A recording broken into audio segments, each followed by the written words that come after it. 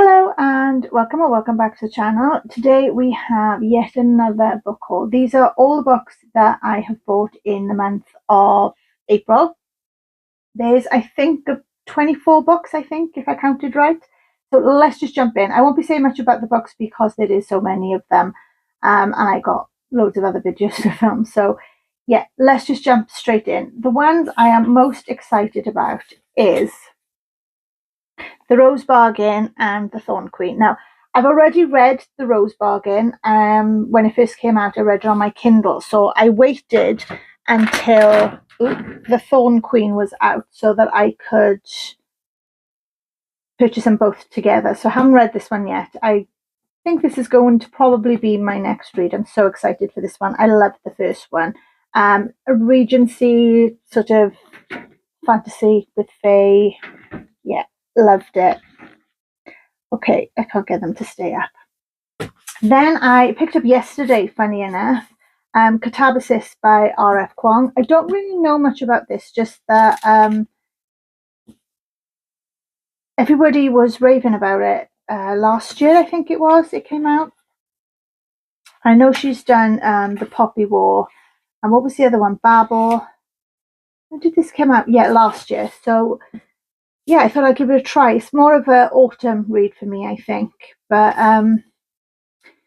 grad student Alice Law has only ever had one goal: to become the brightest mind in the field of analytic magic. I'm not going to read anymore. So yeah, that's the other one. Oh, I don't think these are going to stay up. Okay, another duology. I think it's a duology. I'm not sure if there's any more coming out. But I have Shield of Sparrows and Rites of Starling. They're quite chunky. But yeah, I'm excited. Again, I don't think this is one I'm going to pick up right away. I might wait until maybe September time. But we can see. Maybe I want to pick it up beforehand. A treachery sealed in magic, a fate born of monsters, a love foretold by legend.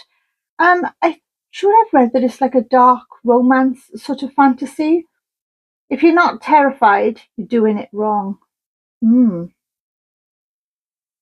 Yeah, I don't want to read much about these, but yeah, I am so excited to get to these books. Hopefully soon. We shall see. But yeah, we got that one. Okay. Was kind of a cover buy. I came by this one on accident while browsing on Amazon, and I seen that it had the beautiful sprayed edges as well, which are absolutely stunning. And I've read The Spell Shop by Sarah Beth Durst, and I seen this one, and I was like, oh, I have to have it. I love anything cottagecore and pretty, so yeah, it's kind of a cover buy for me. But I'm sure I'm going to love it as well. I love her writing. There was one word that explained every oddity she'd encountered since arriving in the inn, but no, she was not going to even think the word magic. The perfect cozy read. 16-year-old Clarissa arrives at her great aunt's bed and breakfast for the summer. She's shocked to find it run down rather than cozy. Grumpy and eccentric, Auntie Z is determined to keep everyone from messing with her beloved inn, and even though she clearly needs the help. Not reading anymore, but yeah, this is beautiful. And speaking of cover buys, how stunning. Again, browsing on Amazon, and yeah, I couldn't resist. Just checking. Oh, okay, that's the naked hardcover. Oh, sorry, naked hardcover. It's got like a marbly sort of end papers in there. Stay for a Spell, a bookshop you'll never want to leave by Amy Coombe. Sometimes you have to make your own happily ever after. Oh, it's beautiful. Look at that cover. Absolutely stunning. Yeah, I love it. Absolutely love it. I can't wait to dive into this one. Once Cursed, 7 Princes, and a bookshop you'll never want to leave. Yeah, I want to go into this completely blind. It is so pretty. Ooh, let's see if I can scoot them across. Put that there. Okay, and a book that everyone has probably read, bar me, Atmosphere by Taylor Jenkins Reid. Again, I love Taylor Jenkins Reid. The Seven Husbands of Evelyn Hugo, the Daisy Jones and the Six. I wasn't so keen on Malibu Rising and Harry Soto's back, but I've seen people review this and they've cried, they've said it's beautiful, so I'm quite excited to jump into this one and see what I think. I think this is going to be one I'm going to pick up very soon. The last hardcover I have is The Book of Blood and Roses by Annie Summerly. It's kind of cool, and the hardcover looks like this. I'm not very good at showing you guys, but yeah, the hardcover. What's it say on the back? Oh, and it's got like a really shiny, soft sort of feel to it. I'll drive her insane and then I'll go, and she'll spend the rest of eternity dying to taste me again. Ooh, I love it. And it says the same thing on the back of the jacket too. But yeah, again, I don't know nothing about this. In the midst of the Scottish Highland, right, let's try again, shall we? I can't speak. In the midst of the Scottish Highlands lies a university where vampires and humans alike live and study. But there is one student very different from the rest, Rebecca Charity, vampire hunter. Ooh, okay. Excited. If you can hear shouting in the background, I do apologise. I am using a little mic by the side of me, but to try and take the noise out. But yeah, the boys are in the room, which joins onto mine, and they're playing games. So yeah, as you can imagine. Okay, then we have The Last House on Needless Street by Catriona Ward. But yeah, again, I don't know much about this. It had a big hype when it came out, and I never read it. And I seen it the other day when I was out shopping, and I thought, oh, okay, let's give it a try.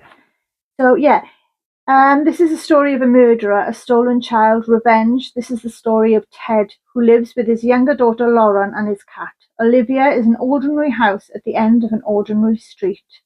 All these things are true, and yet some of them are lies. An unspeakable secret binds the family together. And when a new neighbour moves in next door, the truth may destroy them all, because there's something buried in the dark forest at the end of Needless Street, but it's not what you think. Yeah, I'm going to give this one a try. Hopefully I enjoy it. Okay, on the same sort of vibe, I read The Ghost House by Helen Pfeiffer, which is the first book in the series, and I want to continue the series.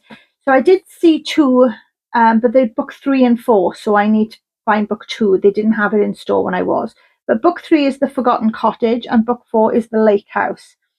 It's about Annie Graham. She's a detective, and she solves different crimes. The first one was a haunted mansion, but yeah, I can't really say much more because each book is about a different story, different situation, different place, but the same main character, I think. Then we have Wild Rose and Fallen Willow by Roxanne Tully. If I'm correct, this is going to be a trilogy, but I'm not sure if the third book is out yet, but it wasn't in store when I went. But yeah, another cowboy romance, Wild and Rose and Dallas and Willow. So yeah, I don't want to read much because they're romances, and I like to go in quite blind into my books. But yeah, I love cowboy romances. I've got a lot to get through this summer, so these are just being added to the rest of them. Then we've got Small Pleasures. Again, I don't know much about this, but I picked it up because I have seen quite a few people enjoy this. I think it's a historical sort of fiction. It just says 1957, the suburbs of southeast London. Dawn Swinney is a journalist on a local paper, trapped in a life of duty and disappointment from which there is no likelihood of escape. When a young woman, Gretchen Tilbury, contracts the paper to claim that her daughter is the result of a virgin birth, it is down to Jean to discover whether she is a miracle or a fraud. As the investigation turns her quiet life inside out, Jean is suddenly given an unexpected chance at friendship, love, and possibly happiness. But there will inevitably be a price to pay. So yeah, that's all I can tell you about that one. I don't know.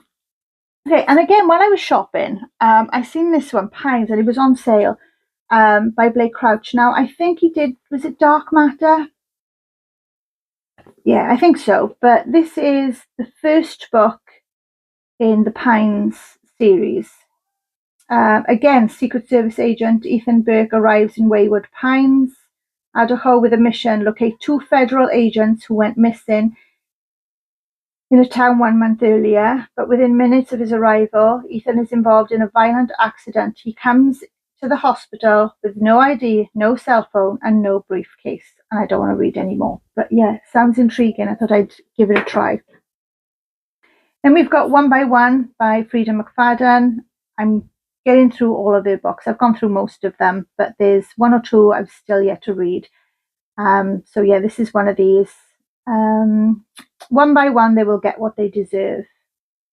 Yeah, I don't want to read anything because they are quite short books and they're fast paced. So I like to go into them quite blind. Then I picked up Homebound by Meredith Trapp.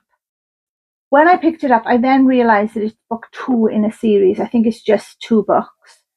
But I've heard a lot of people say you can read it as a standalone. So I'm not going to read the synopsis of this one. Just a little bit at the top that says she's Texas's toughest bull rider and he's determined to win her heart.